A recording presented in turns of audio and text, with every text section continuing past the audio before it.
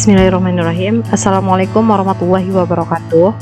Perkenalkan, kami dari kelompok 7 ingin mempresentasikan hasil diskusi kami terkait tentang aplikasi sistem teknologi informasi di level-level organisasi, di mana kami beranggotakan saya Jihan Humairah sebagai moderator serta pemateri, yang kedua yaitu Nurhaliza sebagai pemateri, yang ketiga Yasmin Nurfala sebagai pemateri. Setiap level manajemen melakukan aktivitas yang berbeda, sehingga kebutuhan akan informasi juga berbeda. Maka sistem informasi yang digunakan akan berbeda pula. Jenis informasi yang dibutuhkan di berbagai level dalam organisasi berhubungan langsung dengan tingkat pengambilan keputusan serta struktur keputusannya. Kita masuk ke materi yang pertama, yaitu jenis-jenis sistem informasi dalam level organisasi. Itu ada 3 pembagian. Yang pertama yaitu sistem informasi di level organisasi bawah atau operasional, di mana mendukung manajer operasi melakukan kegiatannya. Jenis-jenis sistem informasi di level operasi ini terdapat TPS atau Transaction Processing System dan PCS, Process Control System. Yang kedua yaitu sistem informasi di level menengah yang digunakan untuk pengendalian dan pengambilan keputusan semi terstruktur. Jenis-jenisnya yaitu sistem pakar, jaringan neural buatan, sistem penunjang keputusan atau decision support system. Yang ketiga yaitu SI di level atas yang digunakan untuk perencanaan strategik dan pemecahan masalah. Jenis SI di level ini adalah sistem informasi eksekutif atau executive support system. SI yang menghubungkan ketiga level manajemen tersebut adalah sistem otomatisasi kontrol atau OAS, Office Automation System.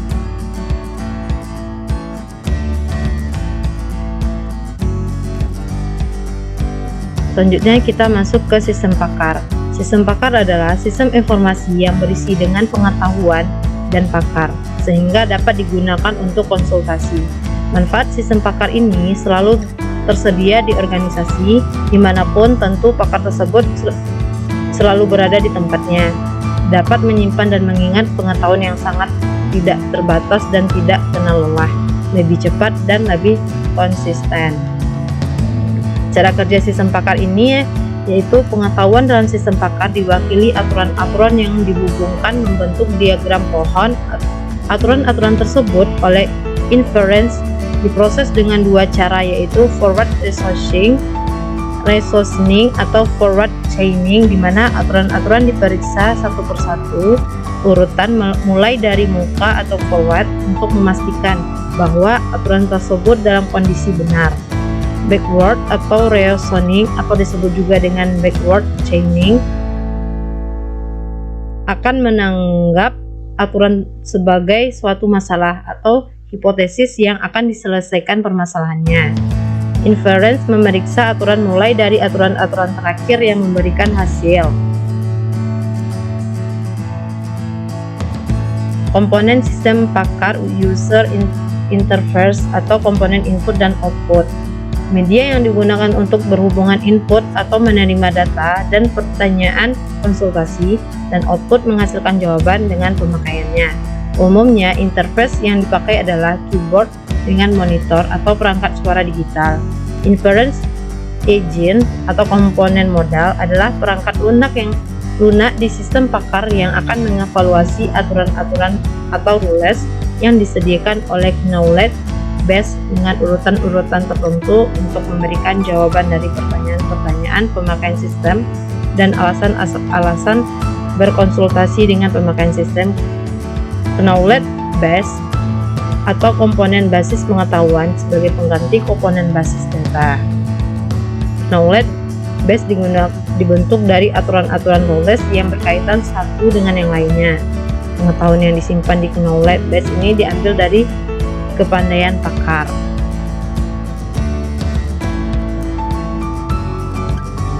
Kelebihan dari sistem pakar ini yaitu memberikan pengambilan keputusan yang baik untuk manajer. Yang dimaksud dengan keputusan yang lebih baik adalah karena sistem pakar memberikan jawaban yang konsisten dan logis dari waktu ke waktu.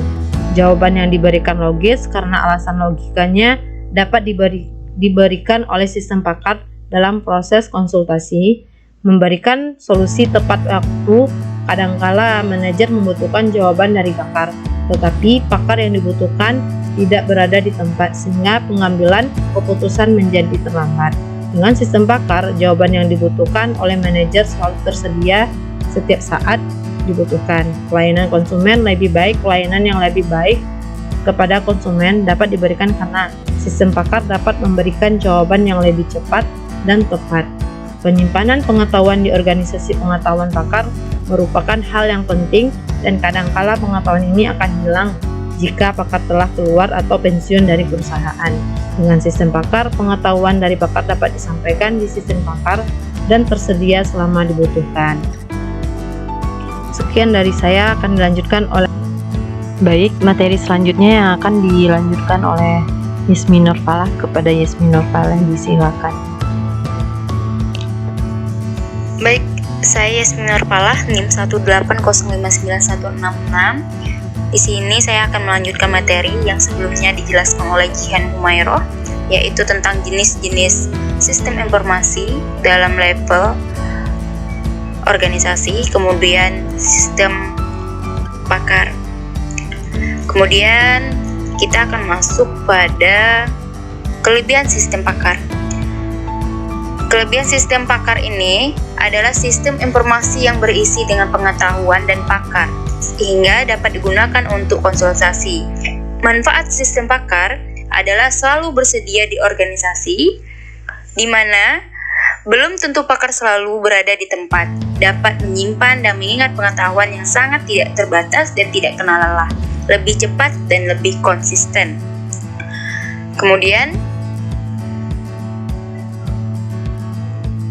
kekurangan sistem pakar. Kekurangan dari sistem pakar ini adalah sistem pakar hanya dapat menanggani pengetahuan yang konsisten.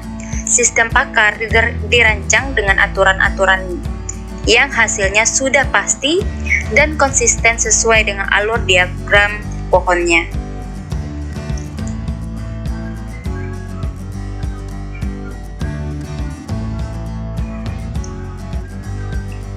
Cara kerja sistem pakar ini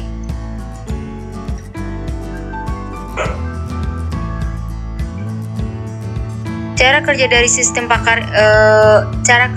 sistem pakar ini adalah pengetahuan dalam sistem pakar diawali aturan-aturan yang dihubungkan membentuk diagram pohon. Aturan-aturan tersebut oleh inference again diproses dengan dua cara, yaitu forward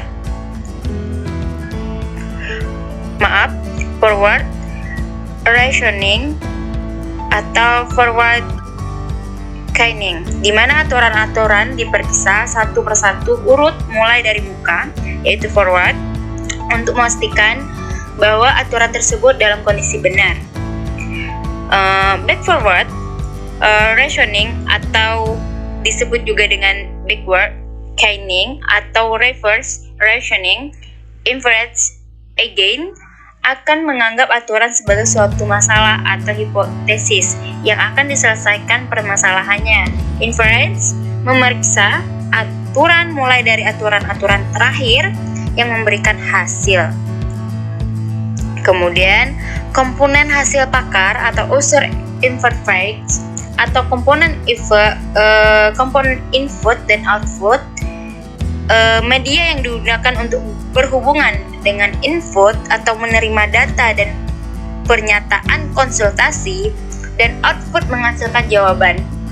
Dengan pemakaiannya, umumnya interface yang dipakai adalah keyboard dengan monitor atau perangkat suara digital.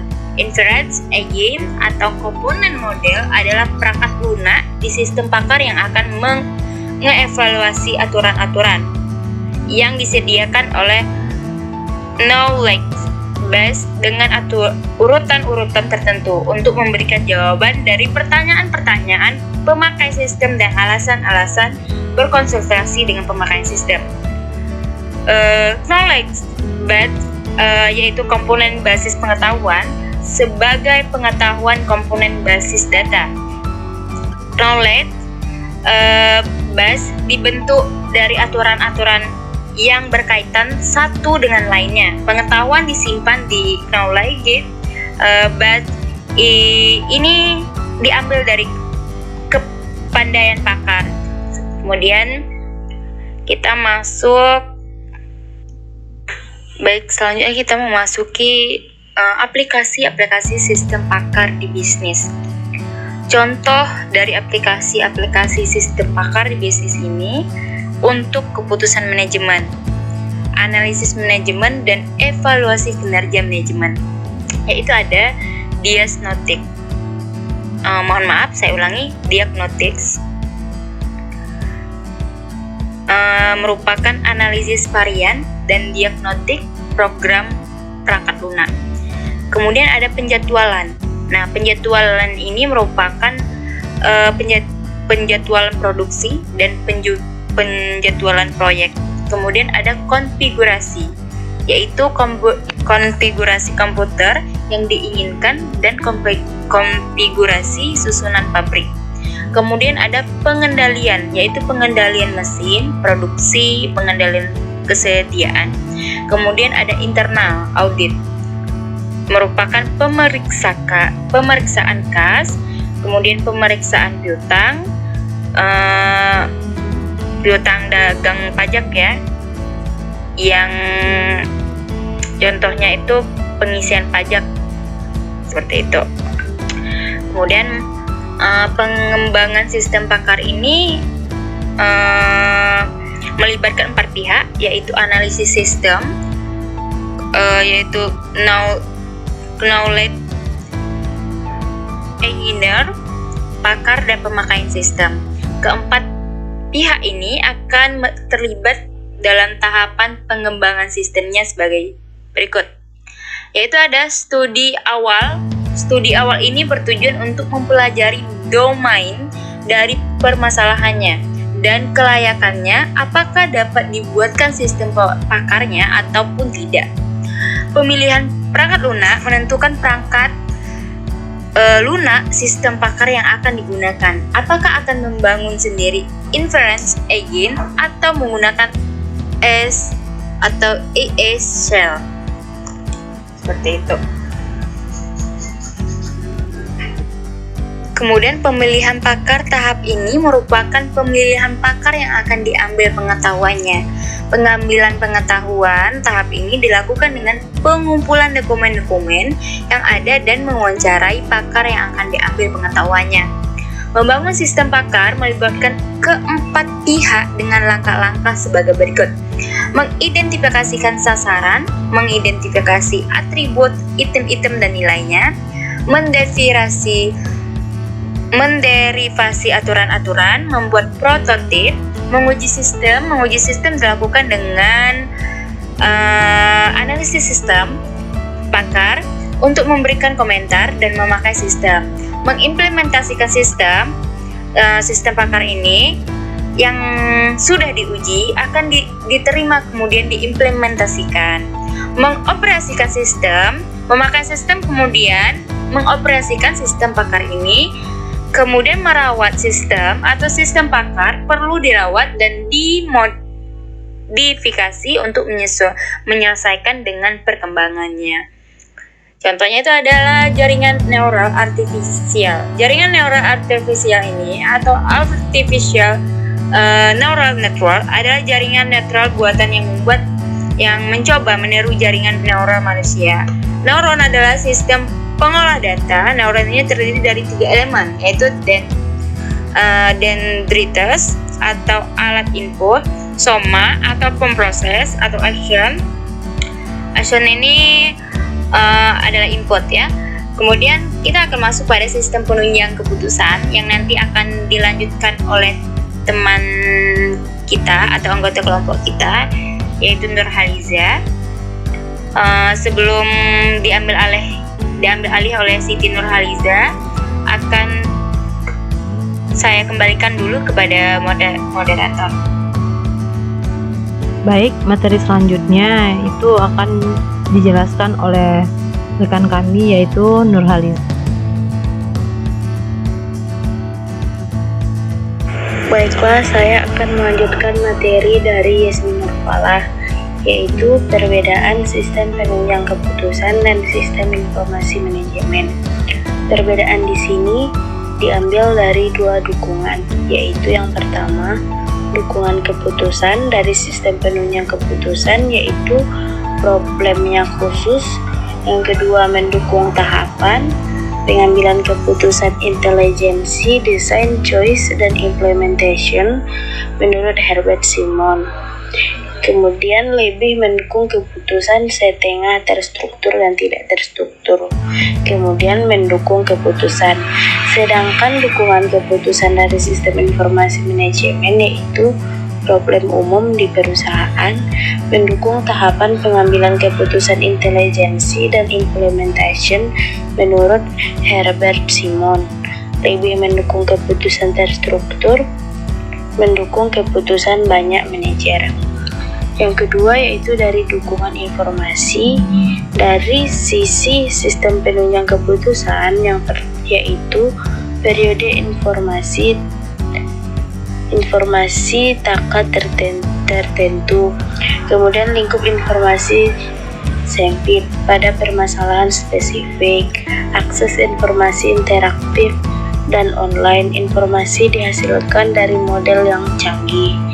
Sedangkan dari sistem informasi manajemen yaitu informasi periodik, lingkup informasi lebih luas pada permasalahan organisasi, akses informasi offline dan online, informasi dihasilkan menggunakan model yang sederhana. Kemudian yaitu sistem penunjang keputusan berbasis web.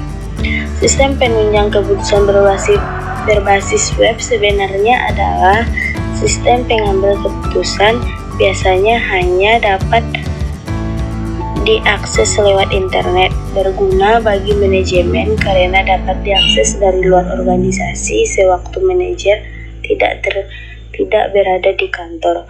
Sistem penunjang keputusan ini juga berguna bagi pelanggan karena memberikan informasi yang benar kepada pelanggan sebelum memutuskan untuk membeli produk. Kemudian sistem penunjang keputusan grup. Sistem atau Group Decision Support System adalah sistem penunjang keputusan yang digunakan oleh beberapa pengambil keputusan bersama-sama secara grup. Agar lebih efektif, sistem penunjang keputusan grup harus mempunyai karakteristik khusus, yaitu yang pertama, fasilitas fisik khususnya ruang konferensi yang dilengkapi dengan jaringan perangkat keras komputer, multimedia, dan display yang dirancang sedemikian rupa untuk mendukung kolaborasi grup. Yang kedua, perangkat lunak. Perangkat lunak yang digunakan juga harus dirancang khusus yang memungkinkan tiap-tiap peserta berpartisipasi dan berkolaborasi untuk mendapatkan keputusan bersama. Yang ketiga, teknik pengambilan keputusannya. Teknik pengambilan keputusan dapat berupa teknik brainstorming dan teknik grup nominal. Kemudian teknik informasi eksklusif adalah sistem informasi yang digunakan oleh manajer tingkat atas untuk membantu pemecahan masalah yang tidak terstruktur. Adapun perbedaan antara sistem informasi eksklusif dan sistem pengambilan keputusan adalah yang pertama, dari sistem informasi eksklusif berada di level atas atau level strategik, digunakan oleh manajer atas untuk keputusan tidak terstruktur, untuk permasalahan-permasalahan perencanaan dan perumusan strategik, kurang menggunakan model-model analitikal, banyak menggunakan data eksternal. Sedangkan dari sistem